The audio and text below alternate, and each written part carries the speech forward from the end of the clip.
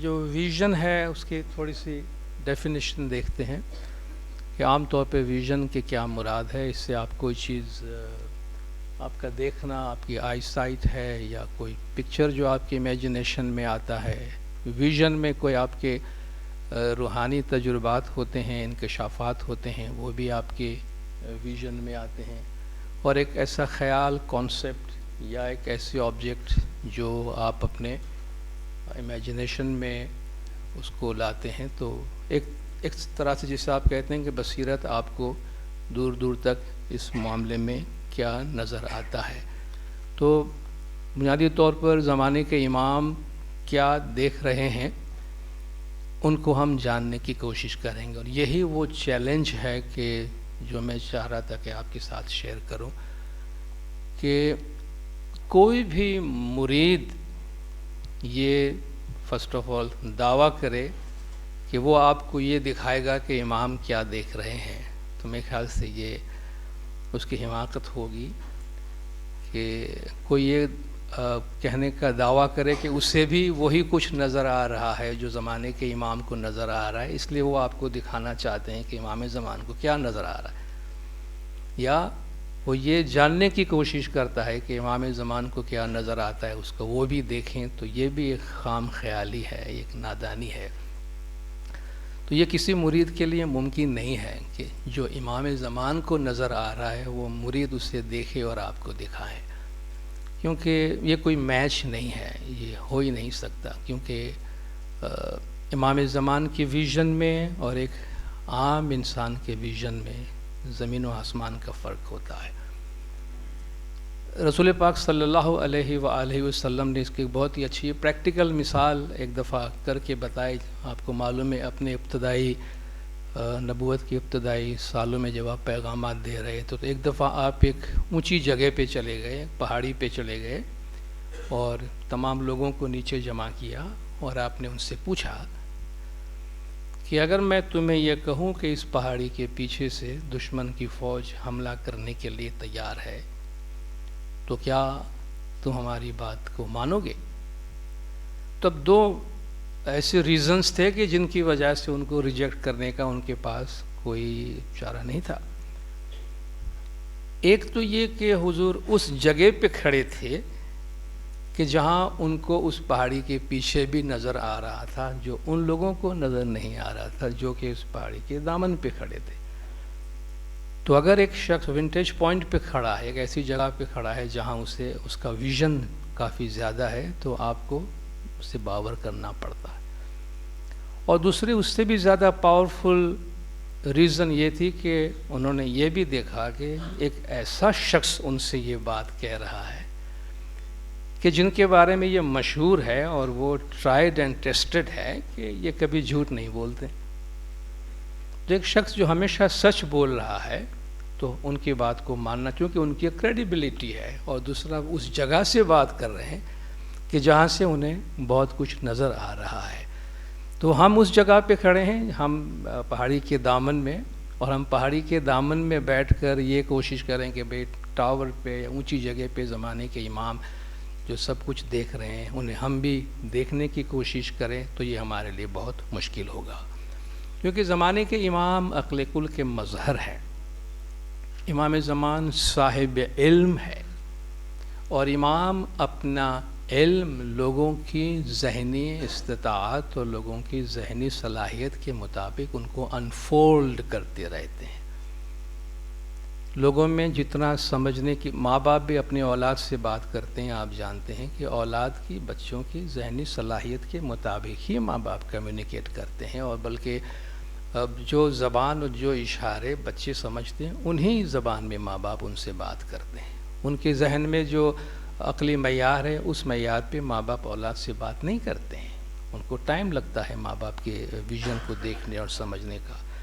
تو امام زمان مختلف اوقات میں جیسے جیسے لوگوں کی صلاحیتیں بڑھتی ہیں، امام علم کے جو دریچے ہیں وہ کھولتے جاتے ہیں. علم کے ڈفرینٹ لیولز ہیں وہ دنیا والوں کے واسطے کھولتے جا رہے ہیں. اس لیے جو چیز میں رول آؤٹ کرنا چاہتا ہوں کہ جس کی قطعاً میں کہتا ہوں جس کی گنجائش نہیں، وہ یہ کہ کوئی بھی مرید یہ دعویٰ نہیں کر سکتا ہے کہ وہ امام زمان کے ویژن کو پوری طرح سمجھ سکے. ایک ہماری ادنا سی کوشش ہوتی ہے کہ ہم اس میں سے کیا کچھ لے سکتے ہیں. تو امام زمان جو کمیونیکیٹ کرتے ہیں، جو اپنے علم کے دروازے کھولتے ہیں، اپنے علم کے ڈیفرنٹ سطح سے لوگوں کو آگاہ کرتے ہیں، ان میں ایک تو امام زمان مریدوں سے بات کرتے ہیں، جو بالکل ویسا ہی ہے کہ پیرنٹس اپنے بچوں سے بات کرتے ہیں. آپ دیکھیں امام زمان کی وہ باتیں جو مولا مریدوں سے کرتے ہیں، اور مولا کی وہ تقاریر جو مولا ورلڈ لیڈرز سے کرتے ہیں، ان کے درمیان آپ کو لینگویج، کنٹینٹس اور جو ایکسپریشن ہے اور جو ایشوز مولا ڈسکس کرتے ہیں، اس میں زمین و آسمان کا فرق ہوتا ہے. تو ایک تو ہمارے پاس وہ لیول ہے جہاں امام جماعتوں سے بات کرتے ہیں، دوسرا وہ لیول ہے جہاں جماعت کے لیڈرز سے مولا بات کرتے ہیں، تیسرا وہ لیول ہے جہاں مولا انٹرنیشنل لیڈرز سے بات کر رہے ہوتے ہیں، مدبرین سے بات کر رہے ہوتے ہیں، انٹلیکچوئل سے بات کر رہے ہوتے ہیں، ڈیسیشن میکر سے بات کر رہے ہوتے ہیں، اور انٹلیکچوئل سے بات کر رہے ہوتے ہیں، یونیورسٹیز میں بات کر رہے ہوتے ہیں. ان کا لیول کچھ اور ہوتا ہے. یہ ڈفرینٹ ایریاز ہے، اور انہی سے جو چیزیں ہمارے سامنے آتی، جیسے امام زمان کے فرامین ہیں، مولا کے ہدایات ہیں جماعت کے لیے، اور مولا کے اسپیچز ہیں ڈفرینٹ جگہوں پر، ان چیزوں کو سامنے رکھ کر ہم ان میں سے تھوڑا بہت یہ جاننے اور سمجھنے کی کوشش کرتے ہیں کہ امام زمان اپنے آنے والی دنیا کو کس طرح دیکھ رہے ہیں، اور اس کے متعلق اپنے کیا خیالات کا اظہار کرتے ہیں، اور ہم ان میں سے اپنے ویژن کے لیے کیا کچھ لے سکتے ہیں. امام کا ویژن صرف ویژن نہیں ہے. ہم سب کا اپنا اپنا ایک ویژن ہوگا، آپ نے جان بوجھ کر بنایا ہو یا نہ بنایا ہو، آپ کے مائنڈ میں ہوگا بھئی ہم یہ تعلیم مکمل کریں گے، اس فیلڈ میں مجھے جانا ہے، اور پھر اس راستے پہ جاؤں گا تو میرے روزگار کے، میرے پروفیشن کے یہ راستے ہوں گے، اور اس طرح میرے فیملی بناؤں گا، اور یہ میرے اس کنٹری کو میں وہاں جانا پسند کروں گا. ایک لحاظ سے یہ وش لسٹ بھی ہوتا ہے کہ بھئی یہ ہماری خواہشات ہوتی ہیں. ضروری ہے کہ ہم جو سوچ رہے ہیں، جو ویژن ہے، اسی کے مطابق ہم پلان بھی کرتے ہوں، اور اسی کے مطابق ہمارا ایکشن بھی ہو کہ بھئی میں یہ بننا چاہتا ہوں، مگر وہ بننے کے لیے جو کچھ کرنا ہے وہ میں نہیں کر رہا ہوں، میں صرف وش لسٹ بنا کے بیٹھا ہوں. تو وہ ویژن، آپ اس کو ویژن کو انجوائے تو کر سکتے ہیں، مگر وہ ویژن آپ کو کہیں لے کے نہیں جا رہا ہے. تو ہم میں سے بہت سے لوگوں کو جن کو ہم ویژن کہیں، وہ ویژن وہ خواہشات ہوتی ہیں، لیکن جب انہیں آپ ایکشن سے سپورٹ کرتے ہیں کہ بھئی میں 15 سال کے بعد اپنے آپ کو یہاں دیکھنا چاہتا ہوں، اور یہاں پہنچنے کے لیے مجھے ان راستوں سے جانا پڑے گا، مجھے اپنے تعلیم کو یہاں لے جانے پڑے گا، مجھے اپنے پروفیشن پہ میرا یہاں مجھے گروتھ چاہیے، میرے اوورآل جو میرا امپرومنٹ ہے وہ یہاں پہنچنا چاہیے، تب آپ کا جو ویژن ہے وہ ایکشن اورینٹڈ ہوتا ہے، ایکشن سے سپورٹڈ ہوتا ہے. تو امام زمان کا جو ویژن ہے وہ صرف ویژن نہیں ہے، وش لسٹ نہیں ہے. امام کا ویژن ایکشن اورینٹڈ ہے. امام کا ویژن جو ہے وہ پریگمیٹک ہے، کہ وہ وقت کے ساتھ چلتا ہے، ایکشن بیسڈ ہے. ہم اپنی جماعت کو یہاں دیکھنا چاہتے تو وہاں دیکھنے کے واسطے، خواہ وہ ایجوکیشن کے فیلڈ میں ہے تو مولا وہ سارے ادارے بنا کر دیتے ہیں، ہیلتھ کے فیلڈ میں ہے تو مولا وہ سارے ادارے بنا کے دیتے ہیں، اقتصادی میدان میں ہے تو مولا وہ ادارے بنا کے دیتے ہیں. تو جب ہم امام زمان کے ویژن کی بات کرتے ہیں تو وہ صرف یہ نہیں کہ امام زمان کی خواہشات کیا ہیں، امام زمان انہی چیزوں کو ریویل کر رہے ہیں، دنیا والوں کے سامنے لا رہے ہیں کہ جو ایکشن سے سپورٹڈ ہو.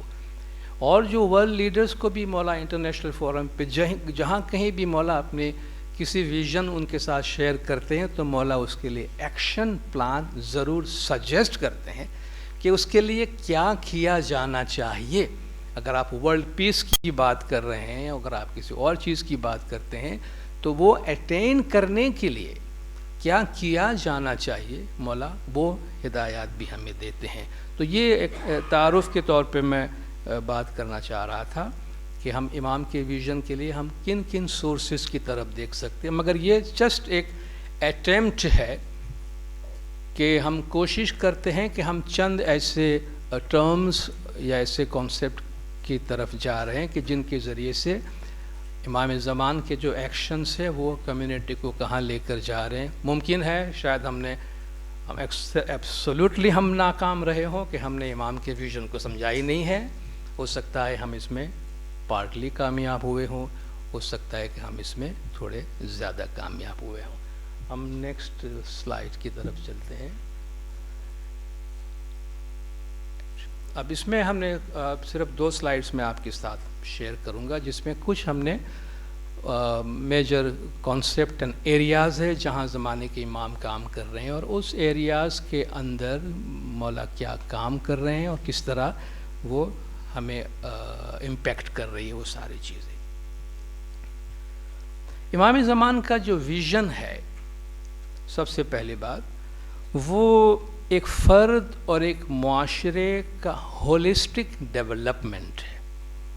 ہولسٹک ڈیولپمنٹ سے مراد یہ ہے کہ کوئی بھی شخص کسی بھی معاشرے کے کسی ایک پہلو کو نہیں, بلکہ ان کی جو پوری شخصیت ہے, اس پوری شخصیت یا من حیث المجموع اس پورے سوسائٹی کو ڈیولپ کرنا. چونکہ جب ہم ہیلتھ کی بات کرتے ہیں, ہیلتھ کا ورڈ یوز کرتے ہیں, تو ہیلتھ ہمارے جو ہم اگر اپنے جسم کی بات کرتے ہیں, اپنے وجود کی بات کرتے ہیں, تو آپ جانتے ہیں ہمارا جو ہیلتھ ہے, ہمارا وجود ہے, وہ ڈفرینٹ چیزوں کا کمبینیشن ہے اور ایک کا تعلق دوسرے کے ساتھ ہے. ایک باڈی, مائنڈ, سول, ہمارا روح, ہماری عقل, ہمارا جسم, یہ 3 چیزیں ملا کر یا ہمارا جسم کا ظاہری حصہ اور ہمارے وجود کا باطنی حصہ, یہ سب ملا کر ہمارا وجود بنتا ہے.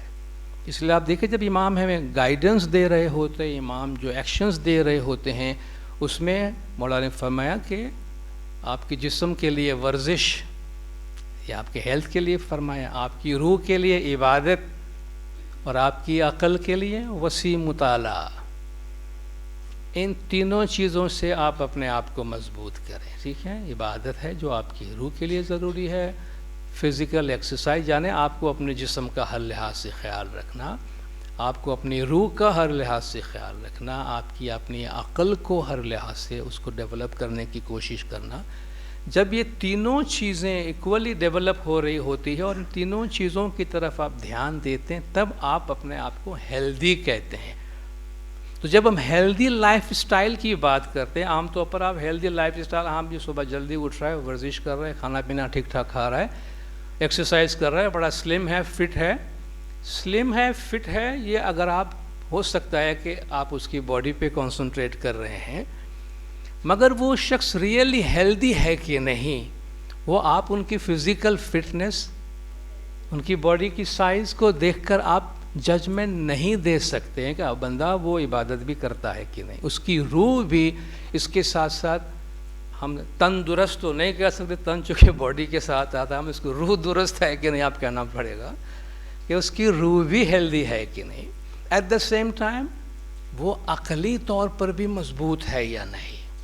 اگر ایک انسان انٹرنلی ویک ہے, ان تینوں میں سے کوئی ایک پورشن اس کا کمزور ہے, آپ اس کو ہیلدی کہہ نہیں سکتے, وہ اپنے آپ کو ہیلدی فیل بھی نہیں کر سکے گا. ذہنی طور پہ کمزور انسان آپ کو جسمانی طور پہ کمزور نظر آتا ہے, حالانکہ اس کے جسم میں ایسا کوئی پرابلم نہیں ہے. آپ نروس ہے کہیں کھڑے ہونے کے لیے, بات کرنے کے لیے, کسی کے سامنے جانے کے لیے, تو یہ نروسنس اٹ سیلف آپ کے جسم سے اس کا کوئی براہ راست تعلق نہیں ہے. یہ آپ کے ذہن کی ایک کیفیت ہے, یا آپ جذباتی طور پہ ڈسٹربڈ ہیں, یہ آپ کے اندر کی ایک کیفیت ہے, مگر یہ آپ کے جسم کو مفلوج کر دیتا ہے. آپ کھڑے ہوتے تو ہاتھ پیر کانپنے لگتے, بھئی پرابلم آپ کے مائنڈ میں, آپ کے برین میں نہیں ہے, اس کے بھی اندر ہے جو ایک غیر مرئی چیز ہے. لیکن وہ چیز جو مرئی ہے, جو آپ کو نظر آ رہی ہے, وہ ڈسٹرب ہو رہی ہے. آپ دیکھیں بہت سی ایسی بیماریاں, ماشاءاللہ آپ کے ساتھ ڈاکٹرز بہت سے ہوں گے, آپ کے پروفیشن میں انکروچ نہیں کرنا چاہتا, آپ کے پروفیشن کو ڈسٹرب نہیں کرنا چاہتا. اگر میں کوئی غلط ورڈ استعمال کرتا ہوں تو آپ مجھے معاف کیجیے گا. بیماریوں میں جو ذہنی بیماریاں ہوتی ہے, ان میں آپ دیکھیں سائیکوسومیٹک ڈیزیز ایک ورڈ یوز ہوتا ہے.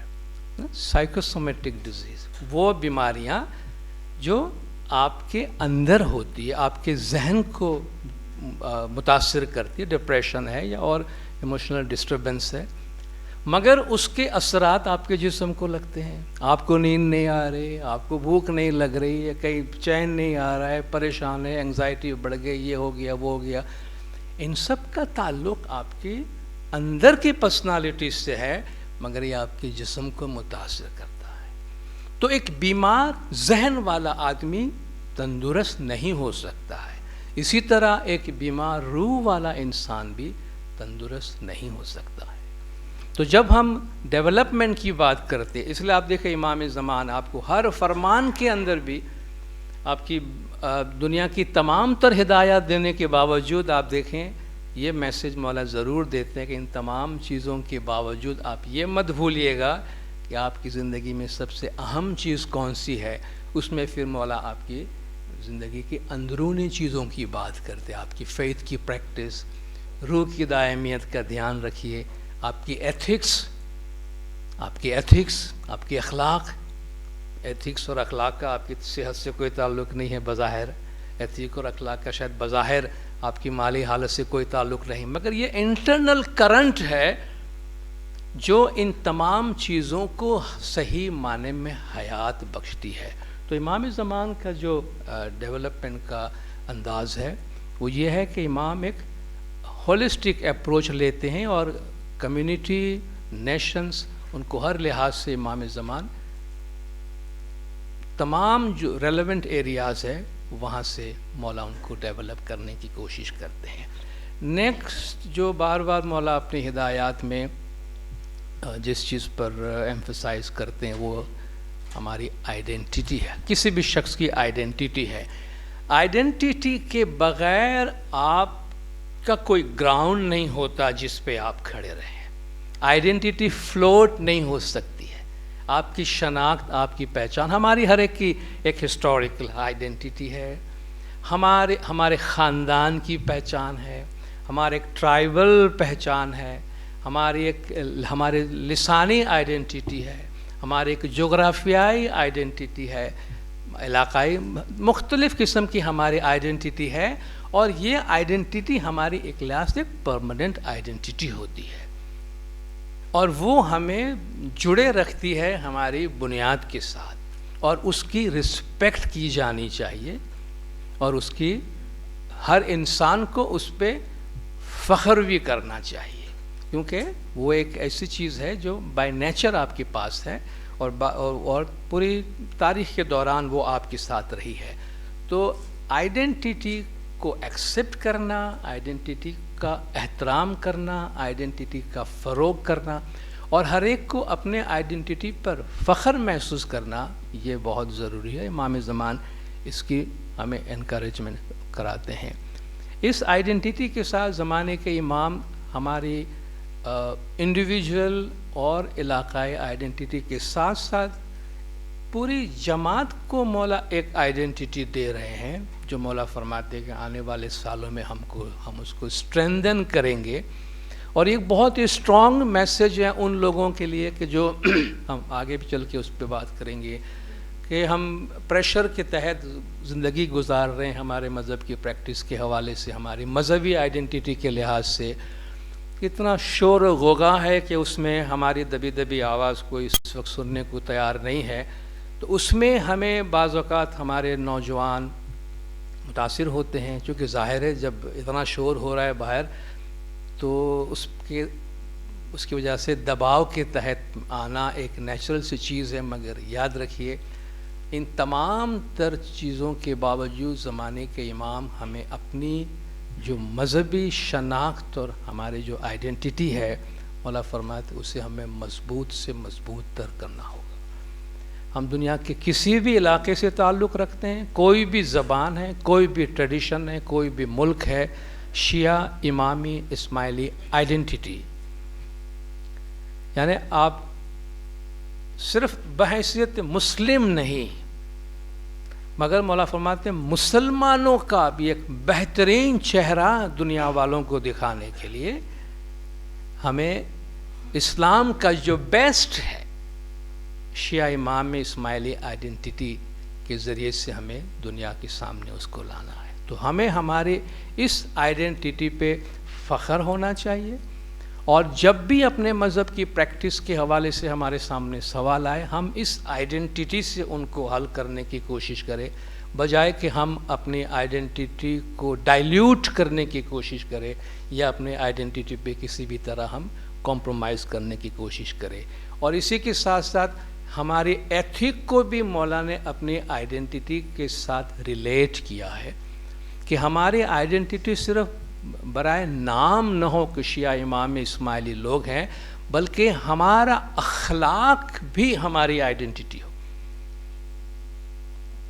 ہمارا اخلاق بھی ہماری آئیڈینٹی ہو۔ اور مولا فرماتے ہیں کہ آنے والے سالوں میں جماعت کی ساکھ، جماعت کی پہچان، جماعت کی امیج، جماعت کا ریپوٹیشن، اس میں ہمارے اس آئیڈینٹی کا بڑا ہاتھ ہوگا۔ یعنی شیعہ امام اسماعیلی جہاں بھی نظر آئے، شیعہ امام اسماعیلی جہاں بھی ہو، ان کے بارے میں لوگوں کے ذہن میں یہ تصور ہو کہ یہ آدمی، یہ قوم فراڈ نہیں ہو سکتی، یہ قوم دھوکہ نہیں دے گی، یہ شخص جھوٹ نہیں بولے گا، یہ شخص بد کردار نہیں ہوگا، کیونکہ یہ شیعہ امام اسماعیلی مسلم ہے۔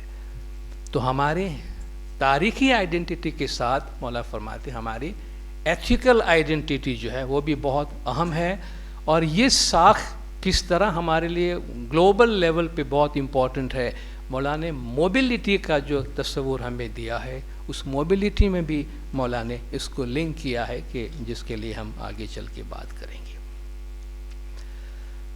بیلنسڈ لائف، متوازن زندگی، نہ صرف ود ان جماعت، جماعت کے باہر، اسلام کا ایک ایسا انٹرپریٹیشن جو مولا فرماتے ہیں کہ وہ دنیا والوں کے سامنے پیش کر رہے ہیں۔ آپ دیکھیں امام نے فرمایا کہ آپ صرف یہ نہ سمجھے کہ ہمیں ہر چیز مغربی دنیا سے لینی ہے، یا جو ہر چیز جو مغربی دنیا میں ہو رہی ہے ہمیں اسی کو اپنانا ہے، لیکن مولا نے فرمایا کہ ہمارے پاس بھی بہت ساری چیزیں ہیں جو ہم دوسروں کے ساتھ شیئر کر سکتے ہیں، اور بہت کچھ ہے ہم ان کو سکھانے کے لیے، ان کو سیکھنے کے لیے ہمارے پاس بہت کچھ ہے۔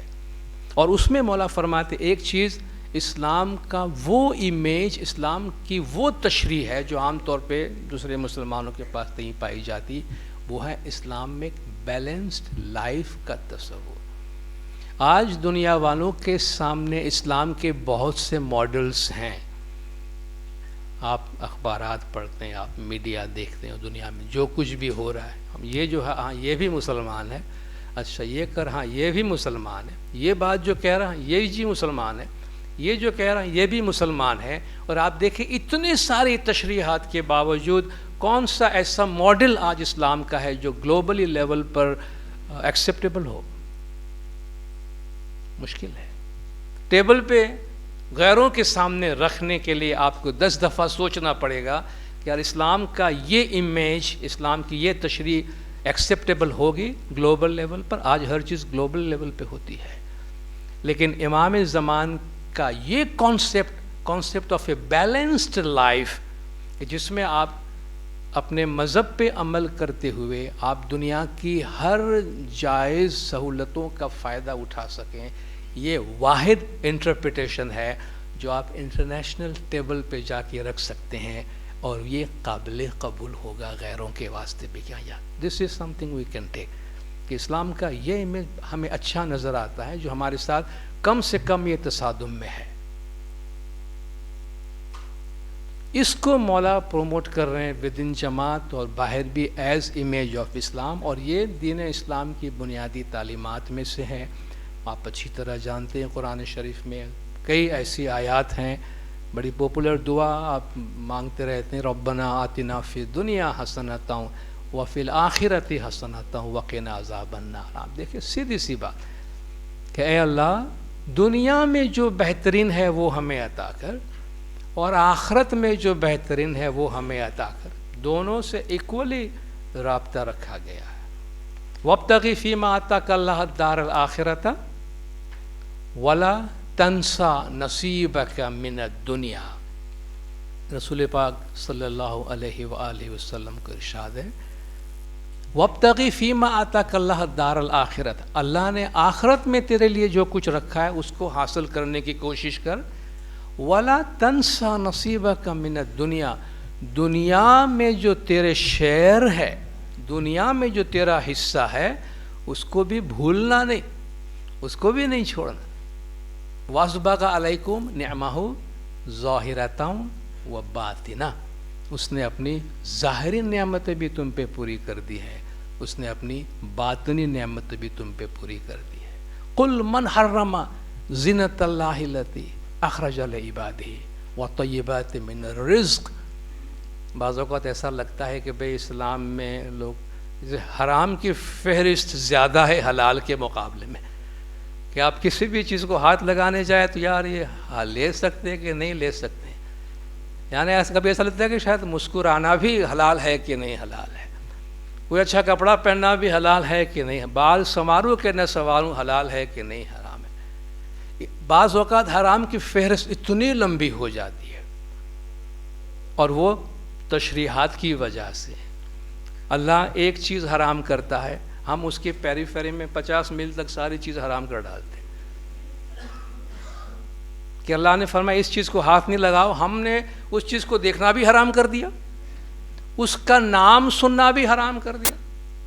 اب جو اللہ نے فرمایا وہیں تک رہیں، مگر باقی تشریحات کی وجہ سے ہم نے سارے دروازے جو دنیا کے حسنات ہے وہ ہم نے بند کر کے رکھے ہیں. تو اللہ فرماتا ہے قُلْ مَنْ حَرَّمَ زِینَةَ اللَّهِ الَّتِي أَخْرَجَ لِعِبَادِهِ، اللہ نے وہ زینت، وہ خوبصورتیاں جو اس نے اپنے بندوں کے لیے بنائی ہے، وَالطَّيِّبَاتُ مِنَ الرِّزْقِ، اور کھانے میں سے اچھی اچھی چیزیں تم پہ کس نے حرام کی ہے. کہ خدایا تو نے تو حرام نہیں کیا، لیکن ان کا کیا کروں جنہوں نے حرام کیا ہوا ہے. تو اللہ فرماتا ہے میں نے نہیں کیے، مگر پرابلم یہ ہے کہ ہم تشریحات کی دنیا میں اور تشریحات والوں کے ایسے دباؤ میں ہے کہ موو کرنا مشکل ہو رہا ہے. مگر مولا فرماتے ہیں اس بیلنس کو آپ مینٹین رکھیں. رسول پاک صلی اللہ علیہ وآلہ وسلم کا ارشاد ہے کہ امرت لصلاح دنیاکم ونجاتی آخرتکم، میں تمہاری دنیا کی بھلائی اور آخرت کے نجات کے واسطے آیا ہوں. اور یہ سب کچھ بتا دیتا ہے کہ پروفٹ کا مینڈیٹ اور امام کا مینڈیٹ کیا ہے، جو آپ کی دنیاوی اور روحانی دونوں زندگیوں میں آپ کو آگے بڑھائے. And then ethics and value system, اخلاقیات، کیا صحیح ہے کیا غلط ہے. مولا نے بار بار جماعتوں میں، جماعت کے باہر، انٹرنیشنل فورم پہ، یونیورسٹیز میں، ہر جگہ مولا نے اس چیز کو اجاگر کیا ہے کہ انسانیت کو اخلاقیات کے لگام سے آزاد نہیں چھوڑا جا سکتا. فریڈم آف ریلیجن اپنی جگہ ہے، مگر freedom of religion does not mean freedom from religion. آپ مولا کے جو الفاظ دیکھیں، مولا کے جو فریزز دیکھیں، تو مولا کی اتنی خوبصورتی سے ان کو بیان فرماتے کہ اگر freedom of religion freedom from religion بن جائے تو پھر انسان جانور بن جائے گا. آپ کو اپنے اپنے مذہب پہ پریکٹس کرنے کی آزادی ہے، مگر اس کا مطلب مذہب کی آزادی ہے، مذہب سے آزادی نہیں ہے. یعنی آپ انسان کو اخلاقی دائروں سے، اخلاقی لگام سے اگر آزاد کر دیں تو انسان درندہ بن جائے گا. تو ہر جگہ پہ مولا اخلاقیات، ایتھک اور ویلیو سسٹم، اور ہمارے ویلیو سسٹم مولا فرماتے آپ اس پہ فخر کریں. صدیوں سے جو ہمارا ویلیو سسٹم رہا ہے، اس میں ویلیو سسٹم آپ شارٹلی بریفلی آپ کہیں کیا اچھا ہے کیا برا ہے. وہ چیزیں جن کو ہم قدریں کہتے ہیں، ہماری اقدار ہیں. اقدار کو اقدار کے معنی کیا ہوتے ہیں؟ قدر، ویلیو، بالکل وہی اس کا ترجمہ جو آپ بازار میں جاتے ہیں، جی یہ اس کی ویلیو کیا ہے، اس کی قیمت کیا ہے، پراپرٹی کی ویلیو کیا ہے. تو ہمارے ایتھکس ایک ایسی چیز ہے یہ، تو وہ چیزیں ہیں جو آپ کو یہ پرسیپٹیبل ہے، آپ کو نظر آ رہی، کانکریٹ ہے، بھئی مکان کا ویلیو، دکان کا ویلیو، سامان کا ویلیو، مگر یہ ہماری زندگی کے یہ ایتھکس کے ویلیو سسٹم کیا ہوتے ہیں، اور انہیں کیوں اقدار کہا گیا ہے؟ انہیں اس لیے اقدار کہا گیا ہے کہ بعض ایسے اعمال ہے، بعض ایسے، اب چونکہ ویلیو اٹ سیلف کوئی کانکریٹ چیز نہیں ہے کہ جن کو سمجھانے میں ہمارے لیے آسانی ہو، کچھ ایسی چیزیں ہیں جن کو سیو کرنے کے لیے انسان سب کچھ قربان کرنے کو تیار ہو جاتا ہے۔ آپ کے گھر میں ایک دو مثال آپ کو دوں کہ آپ کے گھر میں بزرگ ہیں، آپ کے گھر میں بچے ہیں، آپ کے ماں باپ، ہم سب کے ماں باپ ہمیں کتنے عزیز ہیں، ہماری اولاد ہمیں کتنے عزیز ہے۔ دنیا کی کوئی کتنی بھی قیمت آپ کو دے دے، آپ اپنے والدین کو بیچیں گے؟ والدین سیل کریں گے پیرنٹس کو؟ بھئی آپ کو ذرا مندی آ گئی ہے، گھریلو حالات صحیح نہیں، چلو ابا بیچ دیتے ہیں۔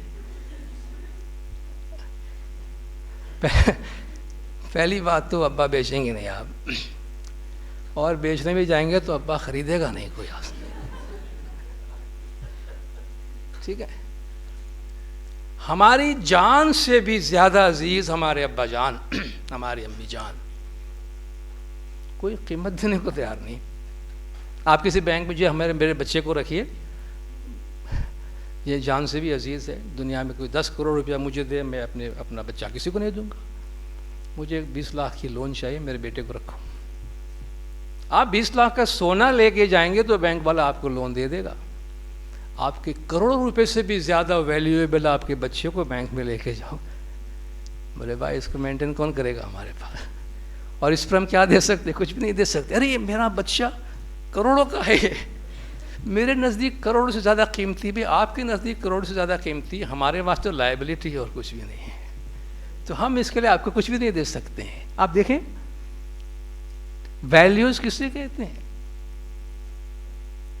کہ آپ وہ چیز جس کے لیے آپ سب کچھ قربان کر سکتے، وہ آپ کے ویلیوز۔ ایمانداری فار ایگزامپل، آپ کو ایسے مثالیں ملے گی کہ سچ بولنے کی سزا میں جان چلی جاتی ہے مگر بندہ جھوٹ نہیں بولتا۔ وہ سچ بولنا، اس کو ویلیو، اس کی اتنی قیمت ہے کہ میں اپنی جان دے دوں مگر میں اس کو عزت، آپ دیکھتے عزت کی خاطر لوگ جان کی قربانی دے دیتے مگر عزت نہیں جانے دیتے ہیں۔ لیکن ادروائز اس عزت کی آپ کیا مارکیٹ ویلیو نکالیں گے؟ یہ ویلیویبلس نہیں ہے، یہ ان ویلیویبلس ہیں۔ Valuable, in valuable and in valuable, وہ چیز جن کی قیمت ہوتی ہے، ان ویلیویبل جس کی کوئی قیمت نہیں ہوتی، ان ویلیویبل بھی جو جس کی قیمت نہیں ہوتی ہے، ان ویلیویبل مطلب وہ جس کی کوئی قیمت لگا نہیں سکتا۔ تو ہمارے جو ویلیوز ہوتے ہیں وہ ان ویلیویبل ہوتے ہیں کہ ان کی کوئی قیمت نہیں لگا سکتا۔ مولا فرماتے ہیں یہ ڈیوائنلی گیون ہے، یہ ہمارے لنگر ہے، زندگی کے لنگر ہے، اینکرس ہیں کہ جس پہ زندگیاں کھڑی رہتی ہے، ان پہ کبھی کمپرومائز نہیں ہوتا ہے، اور جہاں ان کو کمپرومائز ہونے لگا تو پھر سوسائٹی اور شخصیتیں سب متزلزل ہو جاتے۔ اس لیے مولا نے بہت کیٹیگریکلی فرمایا ہے کہ اس پر کسی قسم کا سمجھوتا نہیں ہو سکتا ہے۔ مولا نے ہمیں وارن کیا ہے جب اسلامک ویلیو سسٹم کی مولا بات کرتے ہیں کہ آج اس گلوبلائزیشن کی وجہ سے، انفارمیشن ٹیکنالوجی کی وجہ سے، وہ ویلیو سسٹم جن کا ہم سے کوئی تعلق نہیں ہے وہ ہمیں اوور ویلم کرتا جا رہا ہے، وہ ہم پہ حاوی ہوتا جا رہا ہے، حاوی ہوتا جائے گا۔ اور مولا ہمیں خبردار کرتے ہیں کہ آپ اپنے اخلاقی سسٹم، ویلیو سسٹم پر قائم رہے۔ اور مولا نے بہت واضح الفاظ میں فرمایا ہے، بہت دفعہ سوسائٹی کے کچھ ایسے مسائل جو ڈیولپڈ کنٹریز میں، صنعتی ممالک میں جو آج نارمس بننے لگے، ہم ان الفاظ کو شائستہ محفلوں میں جس کا تذکرہ نہیں کر سکتے، تھوڑا بہت آپ میڈیا میں اس کو دیکھتے ہیں۔ انسانی ہیومن ریلیشن شپ میں، انسانی تعلقات میں ایسے چیزوں کو پہلے ٹالریٹ کیا گیا، ان ٹالریشن کے بعد اب وہ ایکسیپٹ کیا گیا ہے اور اب وہ ان کے لیگل سسٹم کا حصہ بن گئے. اب انہیں قانونی تحفظ دیا جا رہا ہے. ظاہر ہے اس کے اثرات ہماری جماعت پر بھی، مسلم امہ پر بھی پڑ رہا ہے. لوگ یہ ایکسپیکٹ کرتے ہیں کہ زمانے کے امام ان ایشوز پہ کیوں نہیں بولتے ہیں. اب امام زمان ایسے ٹرمز، ایسے الفاظ جو اتنے لو لیول کے ہیں، وہ نہ امام زمان کی زبان مبارک پہ کبھی آ سکتے ہیں، نہ مولا جماعتوں میں ان الفاظ کا استعمال کرتے ہیں، نہ ہماری جماعت کبھی کرتی ان چیزوں کا استعمال. مگر between the line message is very clear. مولا جہاں جہاں فرمان فرماتے ہیں، ہدایت دی ہے، مولا نے بہت واضح طور پر ہدایات دی ہے. جیسے گولڈن جوبلی کے کنکلوڈنگ فرمان میں آپ دیکھیں کہ مولا نے جہاں limitless freedom in human relationship, مولا نے یہ فریز یوز کیا کہ limitless freedom in human relationship, انسانی تعلقات کے درمیان جو ہے وہ بے لگام لامحدود آزادی کہ وہ جس طرح چاہے رہے، جو رشتہ چاہے بنائے. تو مولانا نے فرمایا یہ چیز ان ایکسیپٹیبل ہے. اب اس میں سب کچھ آ جاتا ہے. ڈرگ ایبیوز کا مولانا نے تذکرہ کیا، لیکن ساتھ ساتھ مولانا نے فرمایا کہ جہاں تک ہمارا تعلق ہے، جماعت اچھی طرح جانتی ہے کہ ہم ان پہ سمجھوتا نہیں کرنے والے ہیں. بار بار مولانا نے فرمایا، اور یہ بڑے سخت الفاظ جو مولانا نے اتنے ڈٹرمنیشن کے ساتھ فرمایا کہ جہاں تک ہمارا تعلق ہے ہم اس پہ کبھی کوئی کمپرومائز نہیں کریں گے. اور آپ کو یہ بالکل واضح طور پر سمجھنے کی ضرورت ہے. اور ان اخلاقی اقدار کا تعلق جو ہے، جیسے میں نے پہلے ذکر کیا، ہماری جماعت کی ساکھ کے ساتھ ہے، ہماری جماعت کی امیجنیشن کے ساتھ ہے، ہماری جماعت کا جو ریپوٹیشن اور امیج دنیا میں بن رہا ہے اس کے ساتھ اس کا براہ راست تعلق ہے. ہم نے تو پہلی دفعہ یہ ٹرم امام زمان کے فرمان میں زیادہ سنا کہ آپ اگر پچھلے 50 سال میں مولا کی تقاریر کو دیکھتے جائیں اور مولا کی فرامین کو دیکھتے جائیں تو وقت کے ساتھ ساتھ مولا بہت سے فریز، بہت سے ٹرمینولوجیز مولا نے کوائن کی ہے، جو مولا نے دی ہے، جماعت کو دی، پھر سوسائٹی کو دی ہے. مولا کے استعمال کرنے کے بعد میڈیا ان کو پک کرتے رہے ہیں اور ان پہ بات چیت کرتے رہے. جیسے ایک زمانے میں مولا نے انیبلنگ انوائرمنٹ کا تذکرہ کیا تھا کہ وہ زمانہ جب نیشنلائزیشن کا بڑا زور تھا اور وہ سب ہر چیز کو اپنے قومی ملکیت میں لے کر حکومت سب کو چلانے کی بات کر رہی تھی اور بزنس سے سفر ہو رہے تھے. اس وقت مولا نے انیبلنگ انوائرمنٹ کی بات کی کہ بھئی جب کوئی کسی بزنس مین کو، تاجر کو، صنعت کار کو آپ چاہتے کہ وہ آپ کے ملک میں کام کریں تو آپ ان کو کچھ سازگار ماحول فراہم کریں، کچھ کرنے کے لیے انوائرمنٹ کریٹ کریں کہ جو وہ انیبلنگ ہو. یعنی آپ آج ان کو آپ کے صنعت لگائے، کل آپ صنعت بن جاتی، پھر آپ اپنے ہاتھ میں لے لیتے ہو تو وہ بندہ کون آ کے آپ کے پاس کام کرے گا. تو وقت گزرنے کے ساتھ ساتھ میریٹوکریٹک سوسائٹی، میریٹوکریسی جب مولانا جماعت میں ذکر کیا تو مولانا نے فرمایا مجھے پتہ ہے آپ کو سمجھنے میں تکلیف ہوگی، ابھی آپ باہر جا کے ڈکشنری کو بیسٹ سیلر مت بنا دینا کہ ہر آدمی جا کے ڈکشنری خرید رہا ہے اور میریٹوکریسی کے معنی دیکھ رہا ہے. تو ایک کے بعد ایک ایسے کوائنس، ایسے ٹرمز مولا کوائن کرتے رہے جماعت میں جس سے تصورات واضح ہو گئے. آج سے 25-30 سال پہلے ہماری جماعت کے ہمارے پریکٹسز کے بارے میں ہم بات کر رہے تھے تو ہم رائٹ اینڈ رانگ کے لینگویج میں بات کر رہے تھے. یہ صحیح ہے، یہ غلط ہے، ہم صحیح ہے، یہ غلط ہے، وہ صحیح ہے، یہ غلط ہے. کہ مولا نے ڈائیورسٹی کا ورڈ ہمیں دیا کہ بھئی ایک باغیچے کی طرح ہے جس میں ڈفرینٹ فلاورز ہے اور ہر فلاور اپنی جگہ پہ اہمیت رکھتا ہے. ڈائیورسٹی کے بعد ایک اور قدم کہ صرف ڈائیورسٹی، پیسیو ڈائیورسٹی بھی کوئی زیادہ آپ کے لیے یوزفل نہیں ہے، پلورلزم کا ٹرم دیا مولا نے. اور آپ نے ڈسکس کیا ہوگا ڈیفینیٹلی کہ ڈائیورسٹی اور پلورلزم میں کیا فرق ہے. ڈائیورسٹی آف کورس ہر آدمی اپنی اپنی جگہ پہ اپنا ماحول ہے، اس کی اپنی زبان ہے، اپنی ثقافت ہے، اپنا علاقہ ہے اور ہم نے ایکسیپٹ کیا ہے تو وہ ایک پیسیو ایکسیپٹنس ہوتا ہے آپ کا. مگر پھر بھی آپ کھینچے رہے بھائی یہ دوسری زبان بولنے والا ہے، ان کے ساتھ نہیں بیٹھنا ہے، یا یہ کسی اور علاقے کا، ان کے ساتھ نہیں بیٹھنا ہے. آپ اور کچھ نہیں کر رہے ہیں، آپ ڈائیورسٹی ایکسیپٹ کر رہے ہیں مگر آپ کا اپروچ پلورلسٹک نہیں ہے. تو پیسو ڈائیورسٹی صرف ڈائیورسٹی کے لیے کافی نہیں ہے. پلورلزم جو ہے وہ ایکٹیو انگیجمنٹ ہوتا ہے ڈائیورسٹی کے ساتھ. تو جب آپ پلورلزم کی بات کرتے ہیں کہ ہر ایک اپنی جگہ پہ الگ الگ ہے, الگ گروپس ہیں, الگ انٹرپریٹیشنس ہیں, الگ علاقے, الگ زبان, مگر آؤ لیٹس سیلیبریٹ, ہم اس رنگا رنگی کو سیلیبریٹ کرتے ہیں اور ہر ایک کی جو بہترین ہے اس کو آگے لاتے ہیں, اور ہر ایک کو ایکولی اپنی جگہ پہ آگے بڑھنے کی اجازت ہے. اس میں آپ ججمنٹل نہیں ہوتے ہیں, اس میں آپ فائن اپنی چیز کی تعریف کرتے ہیں.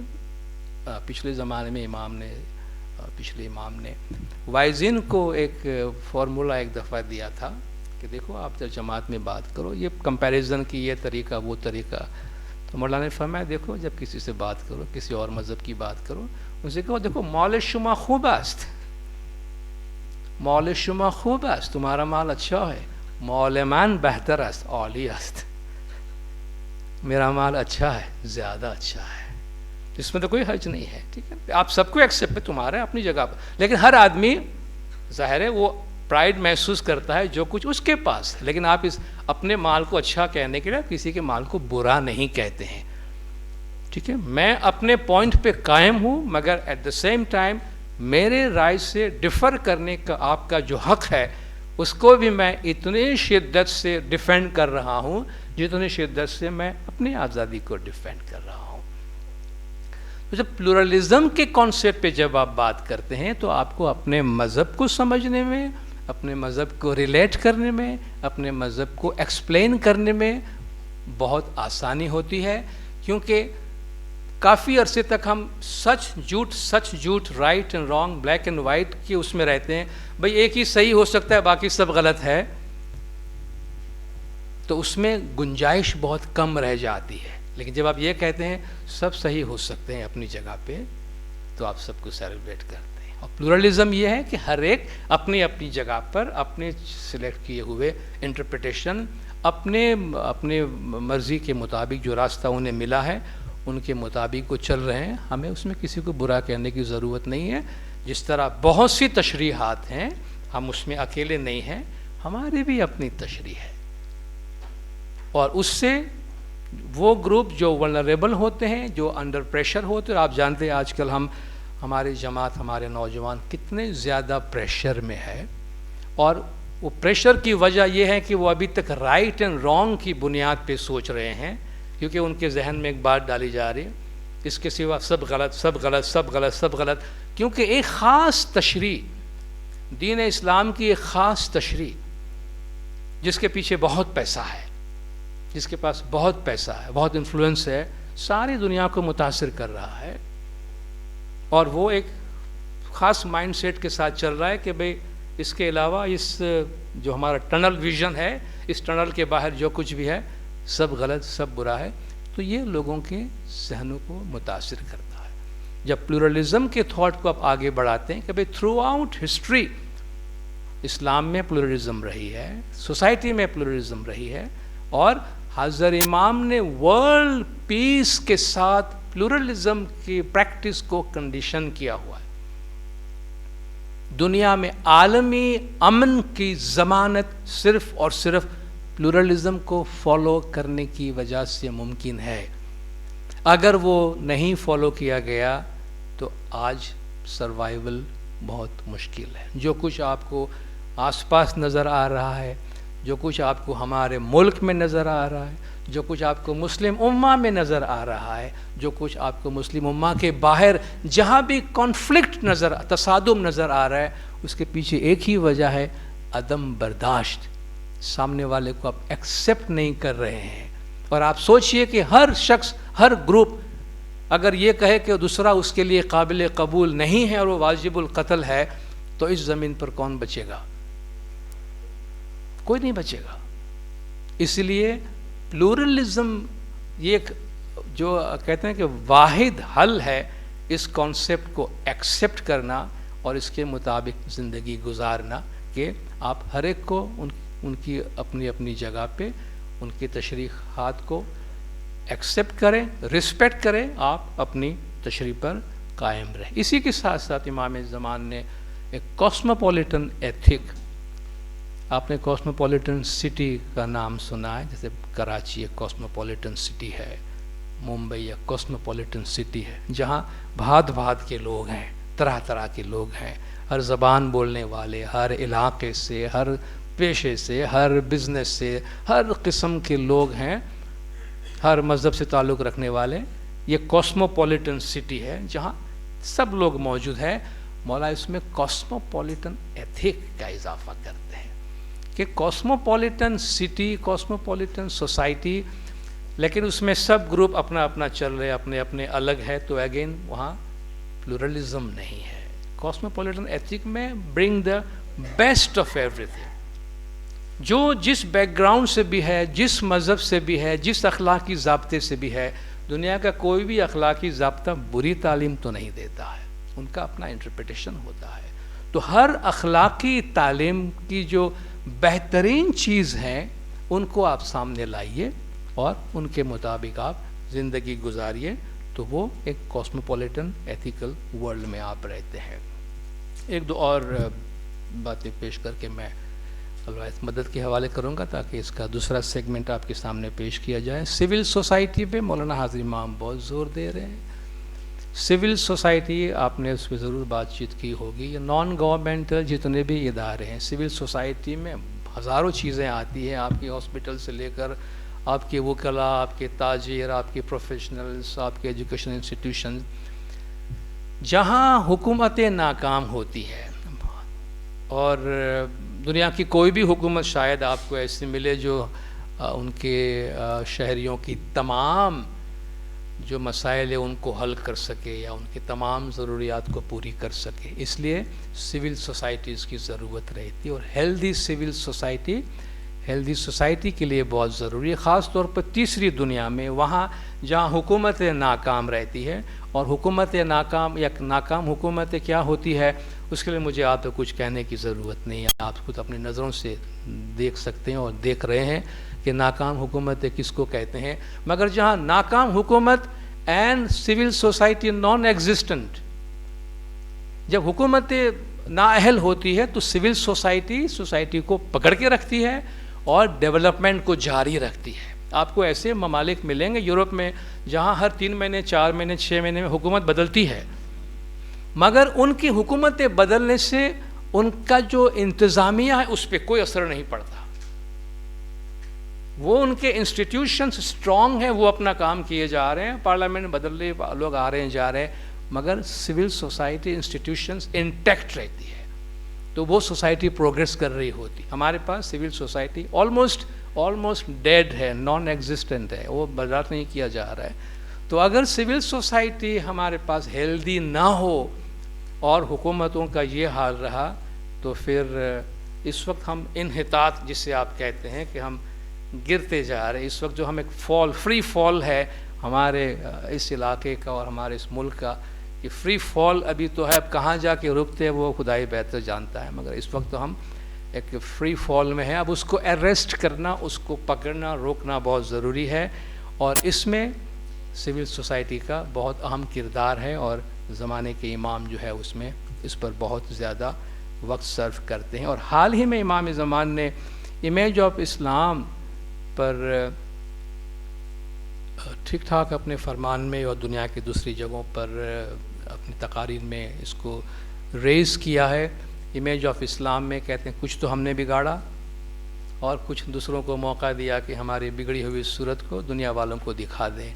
تو ہم نے دنیا والوں کو ہمارا ورسٹ اسلام میں مسلمانوں سے جو بدترین ہو سکتا ہے اس کو ہم نے ہائی لائٹ کر کے دنیا کو دیا، اور دنیا نے اسی کو ہائی لائٹ کر کے دنیا والوں کے سامنے پیش کیا. اور آج ہمارا امیج جو کچھ ہے، آپ انٹرنیشنل ٹریول بھی آپ کرتے ہیں تو آپ کو معلوم ہوگا، اگر آپ کے سر پہ 2 ٹوپیاں ہیں، ایک اسلام کی اور دوسری پاکستان کی، تو آپ کو پتہ ہے کہ آپ کی ٹریولنگ کتنی آسان ہو جاتی ہے باہر جانے میں.